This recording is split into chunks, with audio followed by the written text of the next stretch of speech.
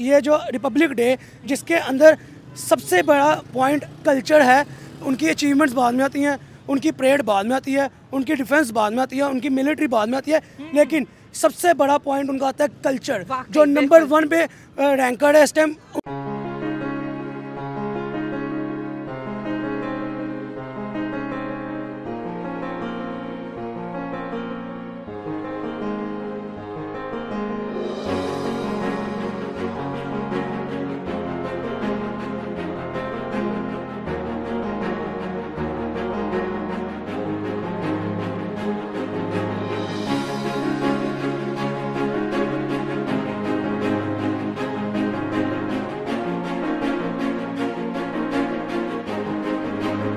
यहाँ से लगाएं कि कुंभ मेला जो कि इंडिया के अंदर इस टाइम सेलिब्रेट किया जा रहा है, वहाँ पे किस हद तक कल्चर को प्रमोट किया जा रहा है, पहला पॉइंट।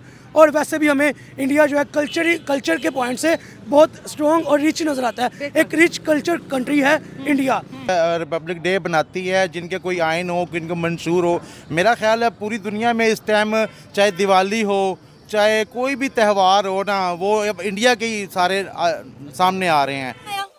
या हम देते क्या हैं दुनिया को, हमारी एक्सपोर्ट्स क्या हैं, हम कंट्रीज़ को क्या कोई लोन वगैरह देते हैं, उनकी माली इमदाद करते हैं? हमारा तो कुछ नहीं है, उल्टा हम भीख मांगते हैं मिडल ईस्ट से, चाइना से, अमेरिका से मिलिट्री एड की मदद में। तो इसलिए हमारी कोई वो पावर नहीं।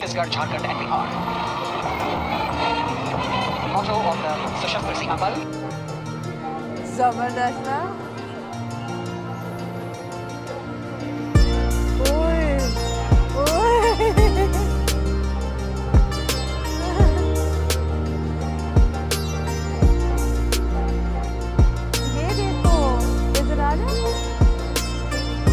क्या बात है ना।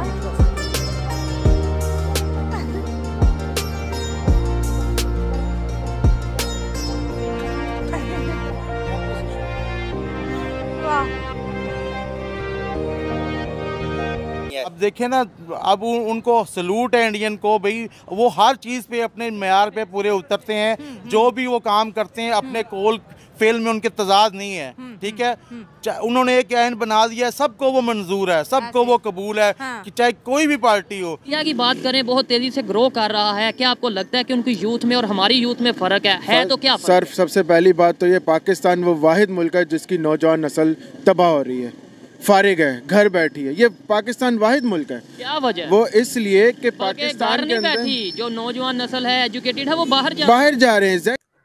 दोस्तों, इंडिया जो है उसने अपने रिपब्लिक डे को इंटरनेशनलाइज कर दिया, और ज़्यादातर जो रिपब्लिक डे के जो चीफ गेस्ट हैं वो दुनिया के जो इम्पोर्टेंट लीडर्स होते हैं वो उनको रखते हैं। चलते ना, ठीक है, जैसे आपने बोला कि हमें हर चीज़ इंडिया से जल्द करने में हमें मज़ा आता है। 15 अगस्त को मुल्क बने, हमने 2 साल तक आज़ादी 15 अगस्त को मनाई, फिर हमने कहा नहीं हमें पहली आज़ादी मिली थी तो हम 14 को आज़ाद हो गए। आइन भी हमने पहले बना लिया, हर चीज़। लेकिन आज देखें, टेक्नोलॉजी में वो हमसे आगे, एजुकेशन में वो हमसे आगे, आर्म फोर्सेस में वो हमसे आगे। अब मेड इन इंडिया को प्रमोट करते दिखाई दे रहे हैं। अगर आज रिपब्लिक डे की बात करें, अपने इंडिया के 28 स्टेट्स के कल्चर को वो दिखा रहे हैं। अगर हम अपने कल्चर की बात करें तो ऐसा कोई नेशनल या इंटरनेशनल लेवल पे हम कोई इवेंट ही नहीं रख पाते जिसे हम दुनिया को बता सके कि यार ये पाकिस्तान का कल्चर है, ये हमारी मिलिट्री पावर है, ये हमारी टेक्नोलॉजी है, या इस साल हमने ये बनाया है। कुछ भी नहीं। देखिए, मेरी तकरीबन 49 ईयर ओल्ड हूँ मैं। 49 साल मेरी उम्र है और 40 साल से मुझे होश है। अच्छा। मैं ये यौम जमहूरिया 23 मार्च देख रहा हूँ, ठीक है। जब तक ज़ियाउल हक बनाता था ना 23 मार्च, तो वो रावलपिंडी में मनाते थे। उस टाइम इस्लामाबाद में इतना नहीं था, ठीक है। और वो एक स्टेडियम में मनाया जाता था और पूरा कल्चर ही दिखाया जाता था। उस टाइम तो जहाज़ वगैरह दिखाए ही नहीं जाते थे, बस कुछ 2-4 टैंक दिखाए जाते थे। बकाया सिंध का टैब्लू आता था, मतलब कि फाटा के आते थे, बलूचिस्तान का, पंजाब का, और ज़्यादातर बच्चे हम यही देखते थे कि वो पाकिस्तान नगमे। दोस्तों, इंडिया जो है उसने अपने रिपब्लिक डे को इंटरनेशनलाइज कर दिया, और ज़्यादातर जो रिपब्लिक डे के जो चीफ गेस्ट हैं वो दुनिया के जो इम्पोर्टेंट लीडर्स होते हैं वो उनको रखता है। अब क्या रीजंस हैं जिसकी वजह से इंडिया ये सब करता है और क्यों करता है? Starting from 1950 president Sukarno of Indonesia, जो कि इंडिया का पहला चीफ गेस्ट था, और आज फिर president Prabowo Subianto of Indonesia. उस वक्त इंडिया जो था वो बात करता था जी हम तो कॉलोनियलिज्म के खिलाफ है, हम तो फ्रीडम स्ट्रगल के हक में हैं। और क्योंकि जो सुकार्नो था ही was also anti colonialist, so ये आप समझ लें कि उसकी ये इंडिया की ये अप्रोच रही है टू गो इंटरनेशनल। हमारी जो अप्रोच है पाकिस्तान की वो बड़ी अजीब किस्म की है। हम सारा दिन अपनी बातें करते रहते हैं, आपस में बातें करते रहते हैं, अपना लिखते रहते हैं, अपने ही बोलते रहते हैं, अपने ही सुनते रहते हैं, कुछ समझ नहीं आती हमें। दुनिया की जो लीडरशिप है वो, या मीडिया है, या थिंक टैंक जो है, वो इंटरनेशनल इश्यूज की बात करते हैं, रीजन की बात करते हैं।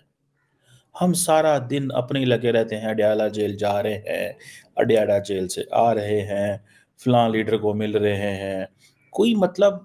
हमारा मीडिया जब मजबूर होता है ना, मैं रात को वैसे ही खाना खाने लगा तो मैंने कहा जी लगाएं टीवी। एक ही स्क्रिप्ट था, 8 बजे की शो, तकरीबन आई थिंक 8 बजे का टाइम था या 7 बजे का टाइम था शायद। तो मैंने कहा जी लगाएं टीवी, तो तमाम चैनल्स के ऊपर एक ही बात हो रही थी, तमाम चैनल्स, कोई डिफरेंट बात नहीं हो रही थी, मतलब कोई चॉइस ही नहीं है। देन आ जाए इंडिया जो है, पाकिस्तान को भी, पाकिस्तान के गवर्नर जनरल को भी इंडिया ने चीफ गेस्ट बुलाया हुआ। मलिक गुलाम मोहम्मद 1955, वो पहले वो रिपब्लिक डे पे आए थे, और उस वक्त जारी बात है नेहरू साहब जो थे वो चाहते थे कि मामलात थोड़े ठंडे हों भारत और पाकिस्तान के बीच। ये उनकी एक कोशिश थी, एक तासुर था। That was very wise of Nehru साहब।